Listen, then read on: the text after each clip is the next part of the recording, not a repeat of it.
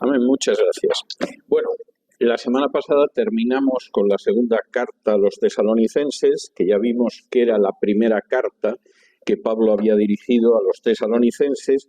Pablo estaba en Corinto, la carta seguramente la llevó Timoteo, y esto lo iremos viendo a medida que estudiemos las cartas de Pablo, era una especie de correo de Pablo, y era la persona que solía llevar las cartas de Pablo para asegurarse de que eran cartas de Pablo y para que nadie fuera presentando por ahí cartas como si fueran suyas, como vimos en la segunda carta a los tesalonicenses. Y en algún momento vamos a ver, estudiando las cartas de Pablo, algún comentario sobre Timoteo que uno no sabe si es muy triste o si es muy cómico. Por ejemplo, en una de las ocasiones en que Pablo envía a Timoteo con una carta a los corintios, dice: procurad que Timoteo esté en paz en medio de vosotros. Es decir, que Timoteo iba con la carta y muchas veces había quien quería matar al mensajero porque no les gustaba la carta. Esto pasa muchas veces. A veces le das una mala noticia a alguien y parece que la culpa la tienes tú.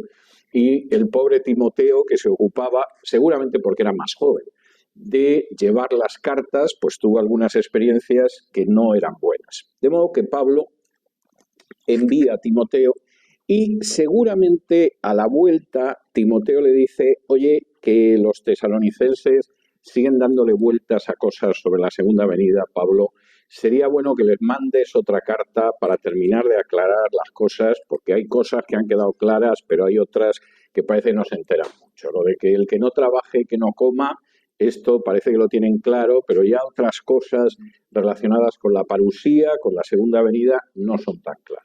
Y Pablo escribe esta carta, que aparece como primera porque es más larga, y las cartas de Pablo están colocadas por longitud, por extensión, no en el orden en el que se escribieron, y que en realidad es la segunda.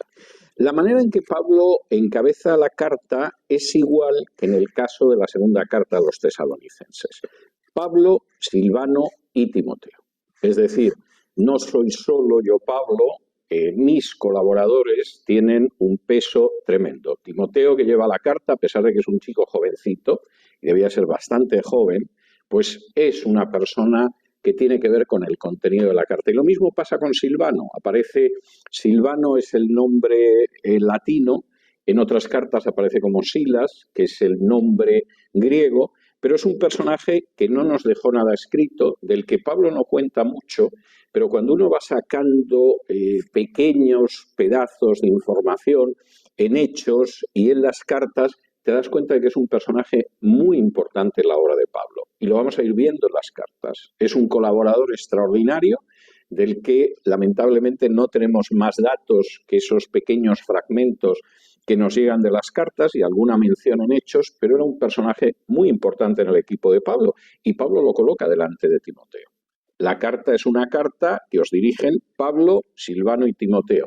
Hoy diría alguno Pablo y su equipo, pero Pablo no se coloca de esa manera por encima. Es Pablo, Silvano y Timoteo. ¿Y a quién se dirige la carta? La carta se dirige a la iglesia de los tesalonicenses. En la Biblia, lo vamos a ver una y otra vez cuando estudiemos las distintas cartas, la palabra iglesia tiene dos sentidos nada más. Y por cierto, no coincide con el sentido que le da la Iglesia Católica o las sectas. Y tiene dos sentidos muy concretos que, por cierto, tengo que decir que vienen directamente de lo que es el funcionamiento de Israel. La palabra iglesia es una palabra griega, eclesía, que significa los que han sido llamados. Esa misma palabra se utiliza para definir a Israel en el Antiguo Testamento. Generalmente no la traducimos como iglesia en nuestras versiones, pero la palabra kahal, que hace referencia a los que han sido llamados como Israel, es la misma. Para una persona del siglo I que conociera el hebreo y que conociera el griego, no había una diferencia entre el kahal Israel y la eclesía, porque en ambos casos se habla de una congregación a la que se ha llamado, de gente que sale donde estaba y que forma esa congregación. La iglesia en el Nuevo Testamento son dos cosas. O bien la iglesia universal, que está formada por todos los creyentes que han nacido de nuevo y cuya cabeza es Cristo, y cuando Pablo habla de que Cristo ama a su iglesia, está hablando de esa iglesia universal, o es la congregación local. No es otra cosa. Jamás es una jerarquía, jamás es una organización, jamás es, en fin, algún tipo de entidad religiosa. La Iglesia en un sentido universal son todos aquellos que han nacido de nuevo y han sido salvos a través de la fe en Jesús, o son una congregación local. Nunca es, por ejemplo, un local, nunca es, por ejemplo, un edificio. De hecho, la palabra iglesia para denominar un edificio no aparece hasta bien avanzado el siglo IV, porque incluso en el siglo IV los primeros edificios para que se reuniera una iglesia no eran llamados iglesia. Acaba finalmente confundiéndose el edificio con los que se reúnen dentro, pero eso lleva años. Y de hecho, por ejemplo, las primeras iglesias que se construyen en el siglo IV son denominadas basílicas porque tenían la misma forma de unos edificios de corte civil que estaban dedicados al rey, el basileus. Y por eso el nombre de basílica, que todavía se conserva ahora para algunas iglesias especialmente notables, ¿no?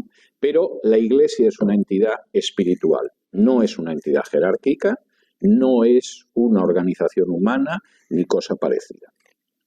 Pablo, por supuesto, saluda a esa iglesia en Dios Padre y en el Señor Jesucristo, les desea gracia y paz, como es habitual, y inmediatamente en el versículo 2 empieza a hablar de cómo continuamente Pablo, Silas y Timoteo, el equipo misionero paulino, podríamos decir, está dando gracias a Dios por ellos, por la gente de Tesalónica, y además lo recuerda continuamente delante de Dios y también los recuerdan ellos. ¿Por qué?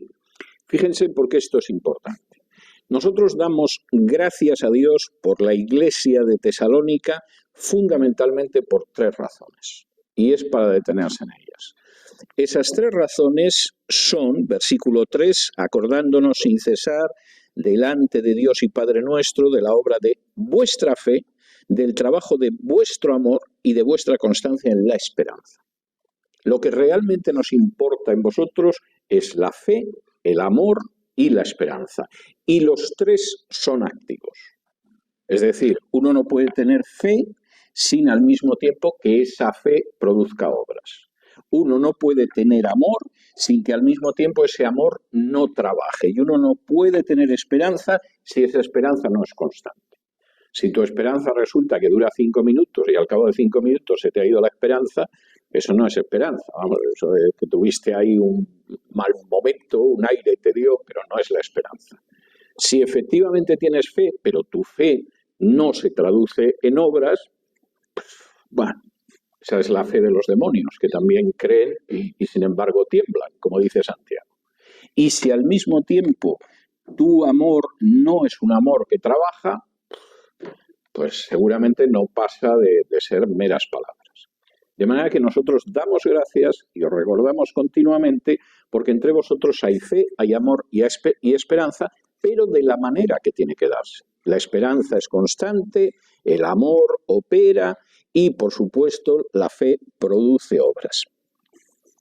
Vamos a ver, pero esto va a ser un poquito más adelante, que Pablo va a aprovechar esta situación para dar las 10 notas del ministro del Evangelio o del siervo de Dios. Pero Pablo empieza desarrollándolo muy bien.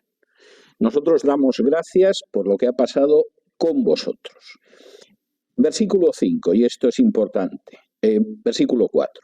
Porque conocemos, hermanos amados de Dios, vuestra elección, pues nuestro Evangelio no llegó a vosotros en palabras solamente, sino también en poder, en el Espíritu Santo y en plena certidumbre, como bien sabéis cuáles fuimos entre vosotros por amor de vosotros. Bueno, nosotros estamos muy contentos. Y vosotros sabéis que cuando nosotros llegamos predicando el Evangelio, esto no fue simple palabrería. Aquí no es que llegáramos, Pablo empezó a predicar, tiene muy buena lengua, la gente se admiró, etcétera, etcétera. No. Aquí lo que vimos fue el poder, el Espíritu Santo y la plena certidumbre. Es muy importante, la palabra que aquí se traduce poder es dynamis, que es de donde viene la palabra dinamita en español. Las palabras iban unidas a un poder espiritual, a la acción del Espíritu Santo y a la plena certidumbre. No es la persona que te lanza Dios sabe qué, a veces hasta un mensaje ridículo. No, aquí había un poder espiritual y había una acción del Espíritu Santo y había plena certidumbre, como bien sabéis, cuáles fuimos entre vosotros por amor de vosotros. Y aquí Pablo va a introducir el elemento importante hasta el final de la sección que vamos a ver hoy. Y dice así, versículo 6, y vosotros vinisteis a ser imitadores de nosotros y del Señor, recibiendo la palabra en medio de gran tribulación con gozo del Espíritu Santo. ¿Cuál es la clave de que esa gente hayan dejado de ser paganos y en estos momentos destaquen por un amor, una fe y una esperanza que funcionan como tienen que funcionar? Que captasteis el ejemplo y lo imitasteis. Y esto es tremendamente importante y es algo que tenemos que tener en cuenta. Tú no le puedes decir a un niño que es malo fumar cuando te ve fumarte una cajetilla de cigarrillos al día. A mí me hacía mucha gracia cuando mi padre decía que fumar era muy malo y era una tontería y fumaba como un descosido. Y yo pensaba, bueno, pero si esto es tan malo, papá, ¿por qué perpetras la maldad de manera continua? Además, mi padre era muy fumador. Durante una buena parte de su vida era una persona que fumaba muchísimo, encendía prácticamente un cigarrillo con otro. Bueno, ¿cómo me voy a creer lo que me estás contando haciendo esto? Claro, cuando tienes 6, 7, 8 años, no es que pienses racionalmente que es un absurdo, pero te das cuenta dentro de la inteligencia natural que tienen los niños de que algo no encaja. Es decir, esto no puede ser realmente como tú me dices, porque si esto es una tontería, ¿qué pasa, papá? Tú eres tonto. Y efectivamente el ejemplo es muy importante. En última instancia, los hijos, los hermanos de la Iglesia, la gente que nos rodea, realmente reacciona sobre la base de aquello que ve en nosotros. Y nosotros somos creíbles en la medida en que nuestras palabras están acompasadas con nuestros propios hechos. Y Pablo quiere insistir en esto. Y van a ver ustedes por qué, porque lo que viene a continuación es muy sustancioso. Es carne, pero carne de primer nivel. Vosotros en estos momentos dais prueba de lo que es el desarrollo cristiano que tiene que ser. Y la razón es que en última instancia vinisteis a ser imitadores de nosotros y del Señor, recibiendo la palabra en medio de gran tribulación y con gozo del Espíritu Santo. Aquí no llegó alguien que prometió a la gente que su cuenta corriente siempre iba a estar saneada y en números negros, que iba a poder cambiar de automóvil cuando quisiera, que nunca iba a pescar ni un mal resfriado y que no iba a tener ningún problema en la vida. Y entonces la gente decidió que aquello era un seguro más barato que el que te puede vender cualquier compañía y decidieron seguir a Pablo.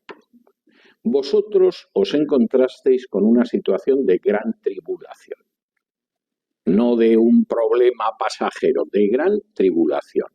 A mí intentaron matarme y vosotros lo sabéis. Me tuvisteis que sacar de Tesalónica porque si no me sacáis me linchan los judíos. Y después os quedasteis vosotros aguantando el chaparrón de que no me pudieron poner la mano encima. Y sin embargo habéis salido muy bien. ¿Por qué? Porque captasteis lo que teníais que hacer, habéis sido imitadores de lo que visteis y además recibisteis con gran gozo la palabra a pesar de la gran tribulación y lo hicisteis con gozo del Espíritu Santo. Y aquí hay una clave que Pablo va a desarrollar en el capítulo siguiente y que es muy importante. No pretendas en un momento determinado actuar como un ministro del Evangelio y que la gente crezca de acuerdo con los valores del Evangelio si tu vida muestra que no está movida por los valores del Evangelio, sino por valores que son absolutamente mundanos. Y esto es muy claro, y hay gente que no lo quiere ver, o lo desprecia, o lo pasa por alto, pero Pablo es muy claro al respecto. Y además dice algo en los versículos siguientes que es muy importante. Como habéis imitado lo correcto, y ahora vivís una vida de amor, de fe, de esperanza, esto tiene fruto. Versículo del 7 en adelante. de tal manera que habéis sido ejemplo a todos los de Macedonia y de Acaya que han creído, porque partiendo de vosotros ha sido divulgada la palabra del Señor, no solo en Macedonia y Acaya, sino que también en todo lugar vuestra fe se ha extendido, de modo que nosotros no tenemos necesidad de hablar nada, porque ellos mismos cuentan de nosotros la manera en que nos recibisteis y cómo os convertisteis de los ídolos a Dios para servir al Dios vivo y verdadero y esperar de los cielos a su Hijo. Es muy importante lo que dice. Como esa es la vida que vosotros vivís y que ha nacido de observar un ejemplo de cómo hay que vivir la vida de Jesús, eso no se queda quieto. La gente que vive el Evangelio es como una mancha de aceite. Arroja una mancha de aceite encima de un pedazo de tela y a ver si la puedes parar. La mancha de aceite se va extendiendo. La gente que vive el Evangelio tiene un efecto que es como el de una mancha de aceite. Nosotros no tenemos que decir a la gente cómo se comporta la gente de Tesalónica, porque en Macedonia y Acaya, que son las dos regiones de Grecia, alrededor, lo sabe todo el mundo. El Evangelio se ha extendido no por nosotros, no por Pablo, Silas y Timoteo, se ha extendido por vosotros.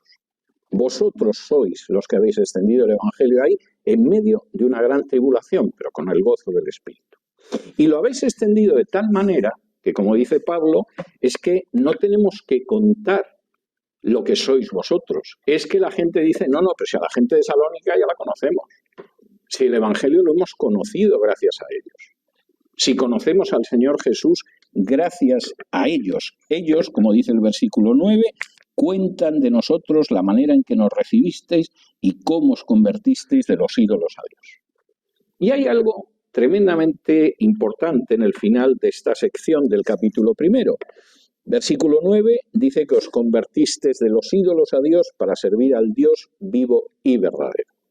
Habéis dejado la idolatría. La palabra eidolon, que es la que aquí se traduce como ídolo, es imagen, realmente griego. Un griego nunca hubiera hecho una diferencia entre un ídolo y una imagen, lo cual, dicho sea de paso, es muy correcto. Vosotros crecisteis en la adoración, en el culto a las imágenes, como ha crecido la gente que, por ejemplo, haya vivido en países como India o como toda Hispanoamérica.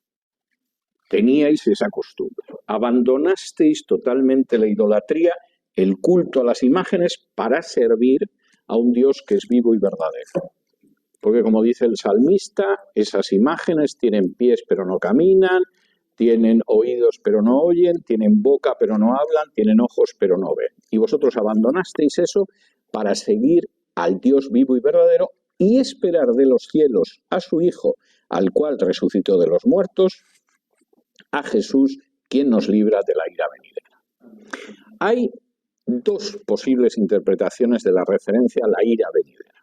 Por supuesto, una referencia puede ser al hecho de que cuando se produzca la segunda venida de Cristo y caiga la ira de Dios sobre aquellos que no han creído en Jesús, evidentemente los que han creído en Jesús no van a sufrir la ira de Dios. La ira venidera sería algo lejano. Pero hay otra posibilidad, y es que Pablo esté hablando de la ira venidera sobre los judíos que se produciría muy pocos años después, con la destrucción del templo de Jerusalén y la ciudad de Jerusalén. Dios va a descargar en un momento determinado la ira sobre aquellos que os han atribulado y a vosotros esa ira no os va a alcanzar. Va a alcanzar a aquellos que os han atribulado y, como leímos en la carta anterior, es justo que Dios pague con tribulación a los que os han causado a vosotros tribulación. En cualquiera de los casos, lo que es evidente es que Dios actúa con justicia, Dios actúa en la historia y nadie lo puede burlar ni escapar de su justo juicio, y que su pueblo no va a sufrir ese juicio porque la sangre de Cristo les ha lavado de todo pecado.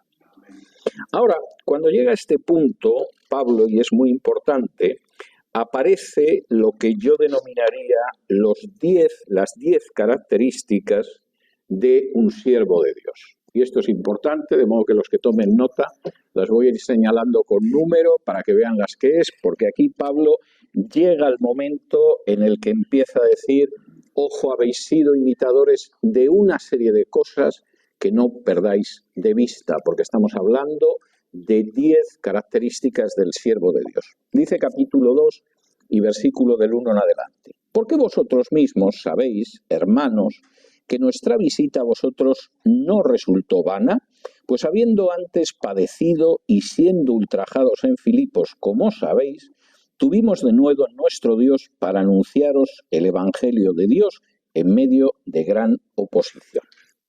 Vosotros sabéis, queridos hermanos de Tesalónica, que Tesalónica no es el único sitio donde tuvimos problemas.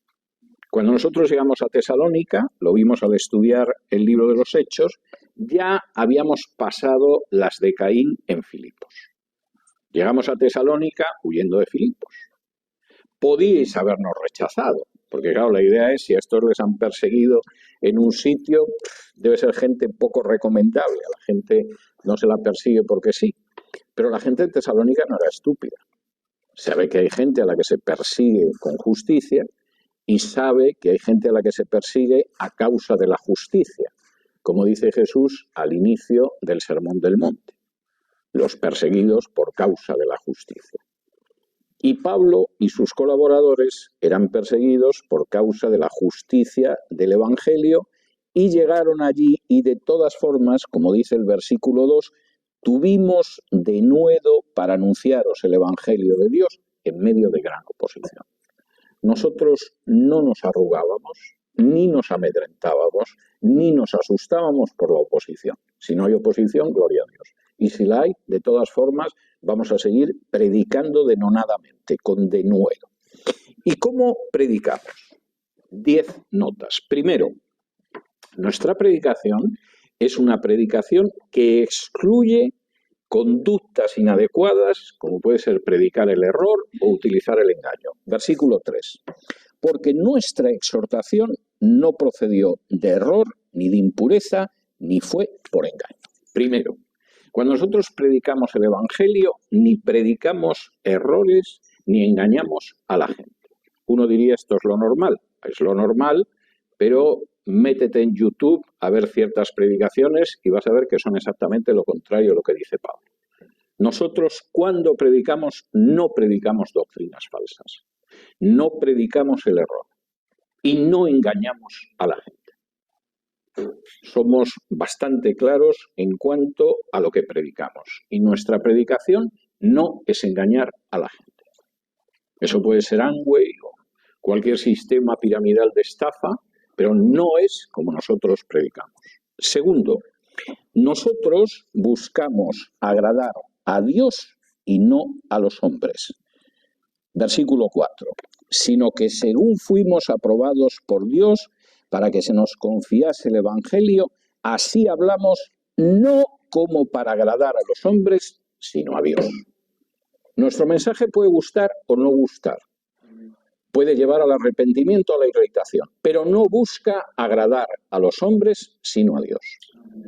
John Wesley, que fue un gran predicador del siglo XVIII, con una historia muy interesante, y que en un momento determinado provocó un avivamiento a ambos lados del Atlántico, en lo que ahora es Estados Unidos e Inglaterra, cuando tenía que probar a un nuevo predicador y lo enviaba a evangelizar a un sitio, cuando volvía le hacía 2 preguntas. La primera es, ¿se convirtió alguien? Si decía sí, hubo tantas conversiones, aparentemente el predicador valía y se quedaba. Y si le decía, pues no se ha convertido nadie, la segunda pregunta era, ¿se enfadó alguien? Y si le decía que sí, el predicador también valía. Nunca sabemos dónde vamos a arrojar la semilla, pero lo que no puede haber es indiferencia. Y Pablo, en este sentido, lo tiene enormemente claro. Nosotros predicamos para agradar a Dios y no a los hombres. Y una de las grandes desgracias del pueblo de Dios hoy en día es que el pastor muchas veces tiene que predicar para agradar a la gente, porque si no la gente se va a otro sitio que sea más divertido. Como si esto fuera la competencia del club de la comedia. No lo es.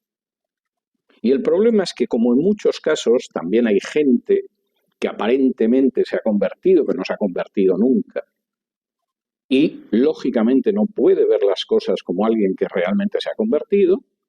Esa gente entra a formar parte de una congregación y quien dirige la congregación muchas veces no tiene la integridad de Pablo de predicar para agradar a Dios y no a los hombres.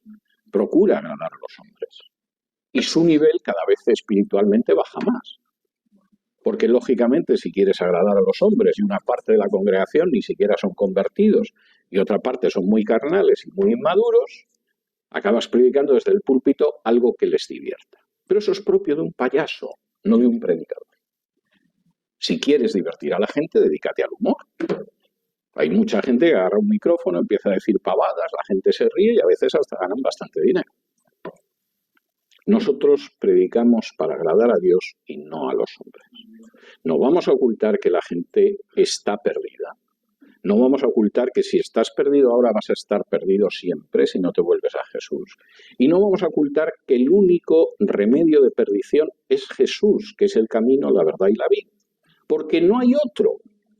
Y si les ocultamos eso simplemente para que se sientan bien y para agradarles, les estamos haciendo un daño indecible.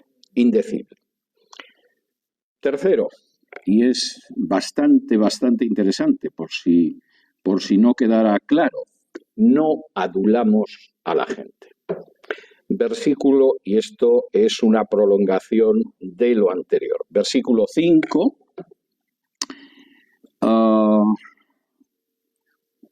Porque nunca usamos de palabras lisonjeras. No adulamos a la gente. Eso no quiere decir que trates a la gente con desprecio, que la trates con grosería, que la trates de mala manera. Pero no adulamos a la gente. No se nos ocurre recurrir a la adulación para que la gente se sienta bien. Porque en realidad la gente tiene que saber, y tengo que predicar sobre esto en la siguiente hora, sobre Marcos, tiene que saber que está enferma espiritualmente. Y si no sabe que está enferma espiritualmente, no va a buscar un médico que la cure y el único médico es Jesús. Es como si de pronto alguien fuera al médico porque se siente mal, tiene dolores, sufre malestar y el médico le dijera, está usted hecho una rosa. Don Pedro, no sabe usted la salud que tiene, da gusto, ya me gustaría a mí estar con usted. Y el tipo tiene un cáncer de hígado del tamaño de un balón de fútbol. Pero se va muy contento y lo van a enterrar encantados. No utilizamos palabras lisonjeras. No os hemos ganado utilizando palabras lisonjeras ni adulándoos. Os hemos hablado el Evangelio de manera totalmente sincera. Cuarto, no nos ha movido el afán de lucro. Versículo 5, segunda parte, porque nunca usamos de palabras lisonjeras, como sabéis, ni encubrimos avaricia, Dios es testigo. La predicación del Evangelio no es un negocio. Y si alguien pretenda convertirla en un negocio, está incurriendo en un gravísimo pecado. Y un pecado que acaba provocando más tarde o más temprano la ira de Dios. Y esto es muy claro. Nosotros no predicamos el Evangelio para ganar dinero. Y es muy claro en este sentido Pablo. Nunca encubrimos una cosa así. Es muy interesante el verbo que utiliza Pablo, porque podía haber dicho albergamos, pero dice encubrimos. ¿Por qué? Hombre, porque el que te quiere vaciar los bolsillos no te dice que te quiere vaciar los bolsillos. El que te quiere vaciar los bolsillos te cuenta otra cosa, te ofrece algo a cambio. Entonces te ofrece algo a cambio y así te los vacía. Es algo que siempre se hace de manera encubierta, aunque a veces es tan descarado que por mucho que lo quieran encubrir, está más claro que el agua. Pero un siervo de Dios no hace eso, no encubre un afán de lucro y no actúa por lucro. Quinto, no pretendimos tener gloria.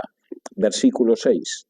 Ni buscamos gloria de los hombres, ni de vosotros, ni de otros, aunque podíamos seros carga como apóstoles de Cristo. Que quede claro, yo soy apóstol, diría Pablo. Pero nosotros no hemos buscado la gloria ni de vosotros ni de otros hombres. Nuestra predicación es una predicación en la que el centro es el Señor. Y todo va apuntado hacia el Señor. Y puede tener un desarrollo oratorio, un desarrollo en la predicación, donde hablas de una serie de cosas, pero estás empujando todo hacia la consumación que es Cristo. Y Pablo dice, nosotros hemos funcionado así, no buscamos la gloria. Pablo no abrió un local donde ponía apóstol Pablo de Tarso, o continuamente exigía que se dirigieran a él como señor apóstol, o por lo menos apóstol Pablo, o algo así.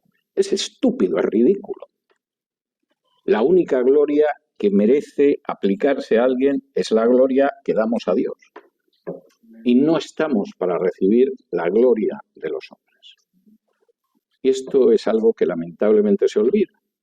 Si además uno tiene la desgracia de que el ministro del Evangelio que busca su gloria es un personaje que es semianalfabeto, como pasa con un porcentaje muy elevado de apóstoles y potestades, pues lo que sucede es que es ridículo. Porque dices, pero ¿cómo pretende usted buscar la gloria? Por amor de Dios, si no le darían trabajo, ni siquiera de cartero, si tuviera que buscar trabajo en el mundo secular. Esto es ridículo y es una vergüenza. Y como dice Pablo, nosotros jamás buscamos la gloria de los hombres ni de vosotros. Nuestro objetivo es que conozcáis a Jesús, no glorificarnos nosotros. Sexto, y esto es bastante interesante, versículo 7, nos comportamos maternalmente, se podría decir. Dice así en el versículo 7. Antes fuimos tiernos entre vosotros como la nodriza que cuida con ternura a sus propios hijos. Nosotros no nos autoglorificamos, nos comportamos como quien cuida a sus hijos. La palabra que aquí se traduce cuida con ternura no es una mala traducción, pero no da el sentido que tiene el griego de una manera plena. La palabra es una palabra que implica dar calorcito con ternura a alguien que se acerca. Es la imagen de ese niño que viene de la calle tiritando de frío, porque de pronto se ha producido un frío enorme y lo ve su mamá en la puerta de casa y lo abriga, y entonces le da ese calorcito, que aparte del calorcito es muy cariñoso, muy tierno. No es solamente que te pongan un abrigo. Pues llegar a casa tenido de frío, te pones un abrigo, te pones un jersey, enciendes la calefacción y se te pasa. No, esto es mucho más. Es el niño que llega a la puerta de casa que casi no puede respirar del frío y la mamá lo abriga de una manera tierna y deja que vaya cogiendo el calorcito y le vuelva a circular la sangre por las venas. Y Pablo dice, nosotros nos hemos comportado así con vosotros. Vosotros veníais de un mundo que efectivamente no es un mundo donde la ternura sea lo que uno encuentra más cuando sale de la puerta de casa, y nosotros con vosotros nos hemos comportado con ternura.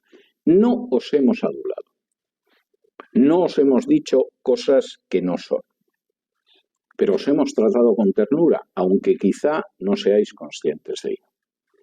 A veces cuando al niño la mamá le pone prendas de abrigo, lo último que piensa el niño es que le están tratando con ternura. A mí me ponían un gorro espantoso cuando hacía frío y yo era niño. Era un gorro horrible que me picaban tremendamente las orejas y además a veces se me bajaba sobre los ojos. Para mí era un tormento aquello. He necesitado décadas para darme cuenta de que era una muestra de amor y ternura, porque yo no lo vivía así. Pero evidentemente es lo que está diciendo aquí Pablo. Nosotros os hemos tratado con esa ternura. Y a veces es una ternura que no se aprecia, porque pica la lana.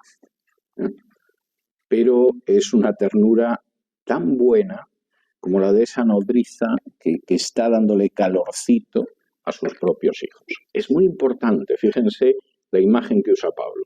La nodriza no que da de mamar a otros niños, sino a sus propios hijos. La nodriza podía ser contratada para dar de mamar a otros niños. Yo he conocido todavía cuando era niño señoras que daban de mamar a otros niños porque no había leches artificiales y porque su mamá no tenía leche para darle el pecho. Y entonces contrataban a la nodriza, que era una señora que tenía unos pechos enormes siempre, y les daba de mamar. Y eso era común en la época de Pablo. Yo lo he llegado a conocer en mi infancia. Y Pablo dice, no es como la nodriza que da leche. Es como la nodriza que trata a sus hijos.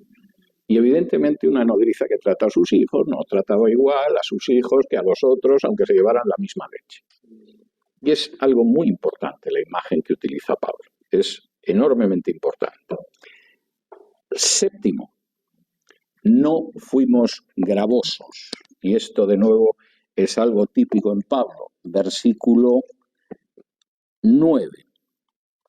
Bueno, habla de la nodriza, versículo 8, tan grande es nuestro afecto por vosotros que hubiéramos querido entregaros no solo el Evangelio de Dios, sino también nuestras propias vidas, porque habéis llegado a sernos muy queridos. Sigue con esa imagen maternal y ahora llega al séptimo punto. No fue gravoso. Versículo 9. Porque os acordáis, hermanos, de nuestro trabajo y fatiga, cómo trabajando de noche y de día, para no ser gravosos a ninguno de vosotros, os predicamos el Evangelio de Dios. Hay que trabajar muchas horas si quieres mantenerte con tu trabajo y al mismo tiempo atender a una congregación. Y seguramente es una de las razones por las que en el Nuevo Testamento jamás aparece un pastor monárquico solo, siempre aparece un consejo de ancianos. La gente podía trabajar en las cosas más diversas, pero eso permitía que las cargas del gobierno, de guiar a la congregación, se pudieran repartir de una manera bastante aceptable, bastante llevable. Pero cuando llegaron Pablo, Silas y Timoteo, no había muchas posibilidades, por mucho que le ayudaran Silas y Timoteo. ¿Y qué fue lo que vieron los tesalonicenses? Aparte de que no abrigaba ni encubría afán de lucro, que trabajaban noche y día para no ser gravosos a ninguno de vosotros. Nosotros no pensamos en montar una congregación que inmediatamente tuviera 10 familias, que si cada una da el diezmo ya nos han solucionado la vida. Como me ha tocado ver en no pocas ciudades de este mundo. Nosotros os predicamos el Evangelio y sabíamos que teníamos que daros el ejemplo de no ser gravosos. Eso significaba que trabajábamos por el día y por la noche. Y todo parece indicar, por pasajes de los hechos, de las cartas, que Pablo empezaba a trabajar muy prontito por la mañana para quedar libre a una hora hacia el mediodía y continuar el resto del tiempo predicando el Evangelio. Lo vimos en Hechos cuando hablamos de cómo Pablo llegó a Éfeso y cómo alquiló a Tirano su escuela para reunir allí a la gente y cómo lo hacía en la hora en que todos dormían la siesta y hacía más calor, pues ahí estaba Pablo sudando, enseñando a los efesios. Pero hasta entonces se había levantado, como dicen en España, con las gallinas a la hora del amanecer y había estado trabajando todo ese tiempo para mantenerse a sí mismos y quizá alguno que en algún momento no podía trabajar, como Timoteo, que andaba por ahí llevando cartas.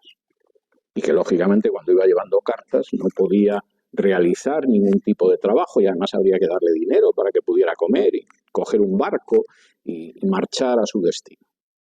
Y Pablo dice, nosotros hemos actuado así. No solo es que no hemos encubierto afán de lucro, es que no hemos sido gravosos a nadie. El ejemplo que nosotros tenemos que aprender es no ser gravoso a nadie.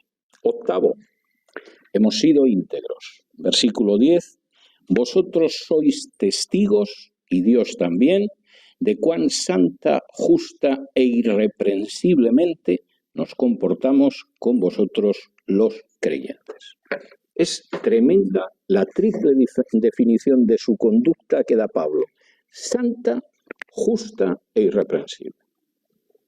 Nosotros hemos tenido una conducta hacia vosotros que en primer lugar es la propia de alguien que se ha apartado para servir a Dios. Ha sido santa. En segundo lugar, ha sido justa. Ninguno de vosotros puede decir que hemos sido injustos con vosotros. Y ha sido una conducta irreprensible. No podéis decir que hayamos hecho nada digno de reproche. Nos hemos conducido con absoluta integridad. Sí, es verdad, no nos dedicamos a adular a la gente. Alguno de vosotros quizás se sintió molesto cuando le dijimos que tenía que abandonar la idolatría. Y, por supuesto, más de uno se sentiría incluso irritado escuchando que había que cambiar de vida y que llevábamos una vida que era indigna, etc. Pero nosotros siempre nos hemos comportado con integridad, santa, justa e irreprensiblemente. Noveno, no hemos dejado de exhortar y consolar como un padre. Versículo 11. Así como también sabéis de qué modo, como el Padre a sus hijos, exhortábamos y consolábamos a cada uno de vosotros. Fíjense ustedes en esta imagen, porque de nuevo Pablo está poniendo el dardo justo en el centro de la diana.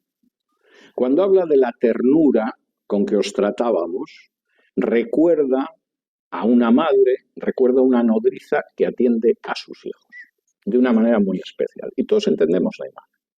Cuando habla de exhortar y consolar, se refiere al padre. Por decirlo de una manera muy sencilla, en la familia se supone que la ley y el orden la impone el padre. No es que los padres no puedan ser tiernos, hay padres que son muy tiernos.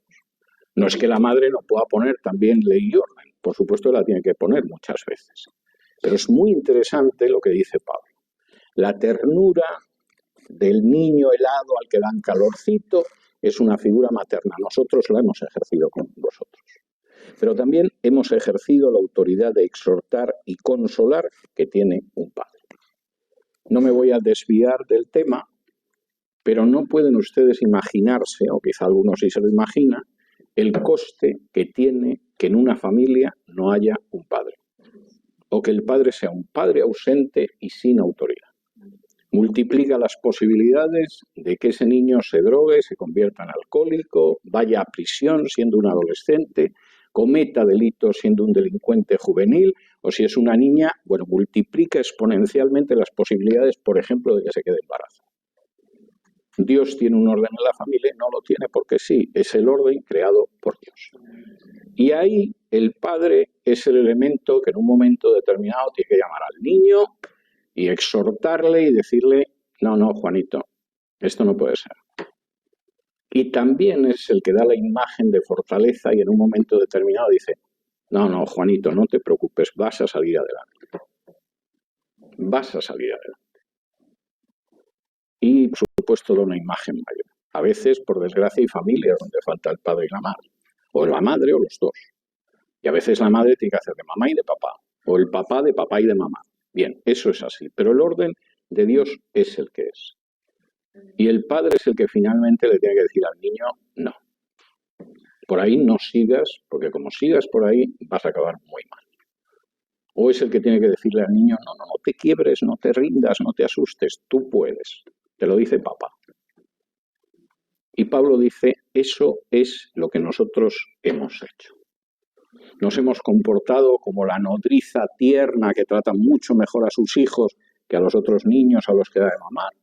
Y nos hemos comportado también como el padre que dice, no, eso no puede ser. Y que al mismo tiempo ha dicho, no os preocupéis, aunque estéis sufriendo una gran tribulación, el Señor os va a amparar y os va a fortalecer y vais a pasar por esto. Y esa es la novena, 10ª característica de Pablo. El ministro del Evangelio, versículo 12, es alguien que insiste en que los creyentes anden de manera digna de hijos de Dios. Versículo 12, y os encargábamos que anduvieseis como es digno de Dios, que os llamó a su reino y gloria. Hay una herejía muy común, la llamo herejía, pero es que es hasta peor, porque es una cosa estúpida. Hay herejías que por lo menos están elaboradas. Y uno dice, ese día el diablo se ve que tenía ganas de hacer las cosas bien, y en fin, elaboró bien la herejía, pero hay otras enseñanzas falsas que hay que ser idiota para creérselas. Y una de ellas es la que pretende que Dios es una especie de abuelo estúpido que nos concede todo tipo de caprichos. Basta con que los confesemos, los reclamemos, insistamos, pronunciemos la fórmula mágica y entonces Dios, que no quiere que maduremos espiritualmente, ni que nos acerquemos a la figura de Jesús, ni que crezcamos, lo que Dios quiere es que estemos contentos y divertidos, como si fuéramos unos nietos insoportables al lado de unos abuelitos bobos, nos concede todo. Y esa se supone que es la idea. Es decir, ahí hacemos lo que queremos, proclamamos, reclamamos. Yo recuerdo, antes de llegar la crisis económica del 2008, haber visto a pobres infelices que creían en esto, que querían comprarse, por ejemplo, casas que iban mucho más allá de su capacidad de compra. Y en vez de ahorrar o reajustar la casa que querían, llegaban ante una casa, le imponían las manos a la casa y la reclamaban para ellos y confesaban que la casa es suya. Perdieron todas las casas en el año 2008. Pero ¿por qué pensaban que Dios iba a atender algo en lo que no habían buscado la voluntad de Dios, sino solo la suya? ¿Por qué? Y aquí lo que dice Pablo es tremendo. Es que Dios no nos ha llamado a eso jamás. Dios nos ha llamado a andar de la manera que es digna de Dios, por una razón, porque nos ha llamado a su reino y a su gloria. Bueno, pues si nos ha llamado a su reino, eso significa, como dice un falso maestro centroamericano, que somos Jehová Junior, y entonces el Junior se supone que hace lo que quiere.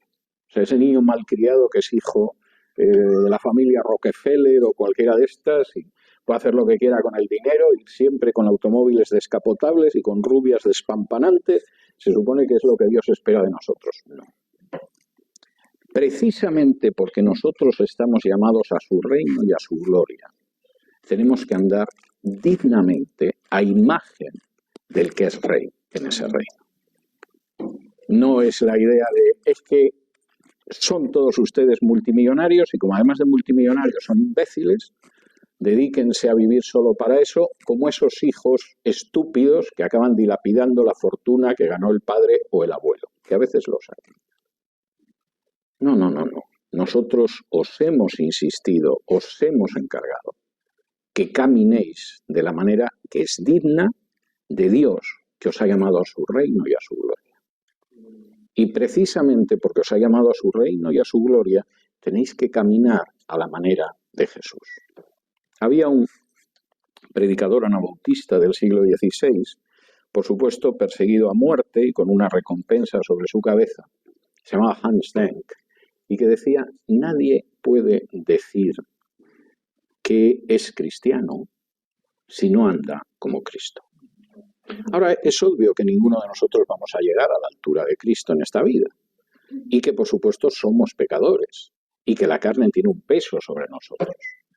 Pero vamos a ir caminando por esa senda. Vamos a intentar ser como Cristo, no como niños malcriados que pretenden que como no tienen un padre millonario, como su padre es Dios, les va a cubrir las deudas de juego. No es a lo que estamos llamados. Ahora, estos 10 puntos de Pablo, en el que Pablo empieza diciendo, funcionáis bien, no tenemos que hablar de vosotros, os conocen en Acaya y en Macedonia, es extraordinario lo que habéis hecho, habéis pasado por una gran tribulación, ya queda en el pasado, pero habéis pasado con ella, incluso con gozo, y esto viene de que nos habéis invitado. Es auténticamente un decálogo de lo que es o no es un verdadero siervo de Dios. Y evidentemente un personaje, por mucho que diga que es apóstol, que es pastor, o que es autoridades o potestades, si predica doctrinas falsas y enseñanzas falsas, no es un ministro de Dios. Y si en un momento determinado lo que busca es agradar a los hombres por encima de Dios, no es un ministro de Dios. Y si se dedica a adular a la gente, porque así tiene más gente a la que le pueda sacar el dinero, no es un ministro de Dios. Y si fundamentalmente se mueve por afán de lucro y tiene una especial creatividad para sacarle el dinero a la gente de los bolsillos, no es un ministro de Dios. Y si busca su gloria por delante de la gloria de Dios, no es un ministro de Dios. Y si no hay en él la ternura de una nodriza que alimenta a sus hijos, y si no hay en él un deseo de no ser gravosa a la congregación, todo lo demás tiene una capacidad para ser gravoso él, su mujer, los hijos y si puede ser un primo que ha venido del país de origen. No es un siervo de Dios. Y si su acción no está marcada por la integridad, no es un siervo de Dios. Y si no insiste de manera preeminente en que tenemos que caminar como Jesús caminó, como dice Juan, hay que andar como Él anduvo, no es un ministro de Dios. Y da lo mismo que tenga una iglesia del tamaño de un estadio de fútbol, que salga mucho en televisión y que ocasionalmente el presidente se haga una foto con él. Porque nada de eso es una nota de lo que es un ministro de Dios. Ahora hay gente que puede estar más cerca o más lejos, que a lo mejor hay algún punto que no ha terminado de ver claro. Pero Pablo es evidentemente transparente y cristalino a la hora de señalar lo que hay que imitar. Y de decir, cuando hay un ministro de este tipo, hay mucha gente que lo imita y entonces la congregación funciona como tiene que funcionar. Cuando el ministro no es así, como decía Oscar Wilde, bienaventurados nuestros discípulos porque heredarán nuestros defectos. Tendremos sucesores que sean tan codiciosos o más que él, que busquen la gloria propia tanto o más que él, que adulen a los demás tanto o más que él, que sean tan poco tiernos y tan poco exhortadores tanto o más que él. Lo cual, desde luego, no es lo ideal para que al final haya una congregación como la de Tesalónica, que no era perfecta.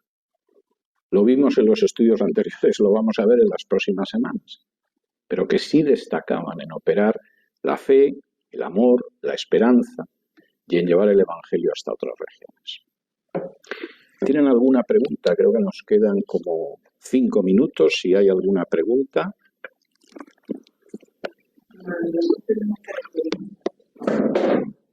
¿Las quiere que se las repita las dos primeras? Sí. Las dos primeras características son, la primera es que excluye conductas inadecuadas como la predicación del error o el uso del engaño, esa es la primera, y la segunda es que busca agradar a Dios y no a los hombres.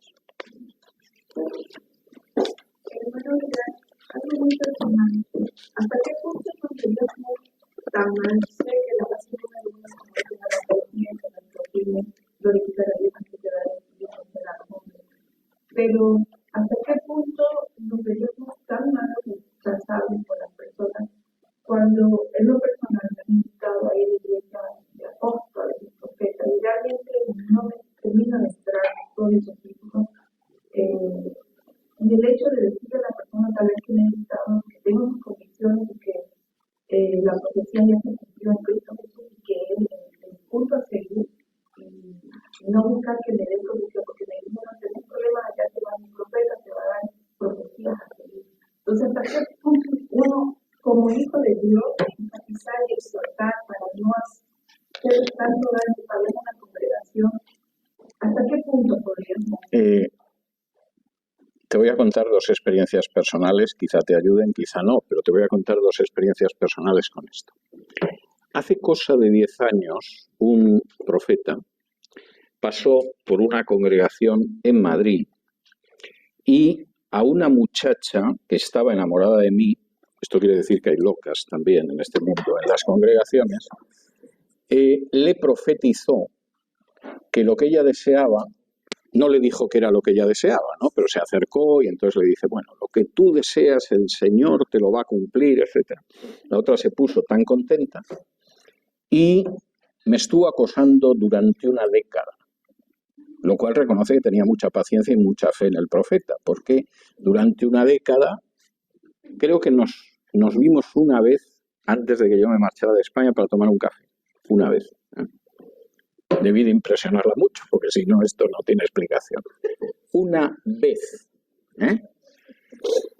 Y me estuvo persiguiendo una década porque un majadero que dice que es un profeta le dijo eso. Que además se lo puedes decir a cualquiera, porque claro, yo ahora mismo me puedo poner aquí a imponer manos y a decir lo que tú piensas y a lo mejor acierto en algún caso, ¿no? Porque a lo mejor alguien aquí se ha presentado para un empleo y quiere que le den el empleo y se lo dan, ¿no? Y dice, no, ya me lo dijo el profeta Vidal. Pura casualidad. Esto es como aquel gorila que había en este país, que le daban unas bolas de distinto color para pronosticar los resultados del fútbol, Y el gorila acertaba más que los comentaristas profesionales, pero evidentemente no es porque supiera mucho de fútbol ni tuviera talento, era pura casualidad, pero acertaba más que los comentaristas profesionales. O sea, el gorila era prodigioso, profeta seguramente a la altura de estos profetas. Entonces, esta es una anécdota sobre el daño que puedes hacer a una persona, porque esa persona se cree eso. Segunda historia. ¿Qué haces si te invitan a una iglesia donde está uno de estos profetas? Yo examino cada caso. Es decir, por ejemplo, a mí me invitó un personaje del que no tengo la menor duda de que es un falso maestro, aunque se ha hecho multimillonario, en un momento en que estaba saliendo a la luz sus posibles conexiones con una de las reinas del narcotráfico. Entonces esto había salido en algún reportaje y entonces había empezado a perder miembros en la iglesia. No la mayoría, ni mucho menos, pero había gente que se había marchado. Y estaba intentando recomponer su imagen. Entonces, no de manera directa, sino a través de uno de los esbirros más cercanos, se puso en contacto conmigo haciéndome una muy buena oferta económica para ir a predicar a su iglesia. Y le dije que no. Y entonces lo intentó a través de otra persona más cercana a mí.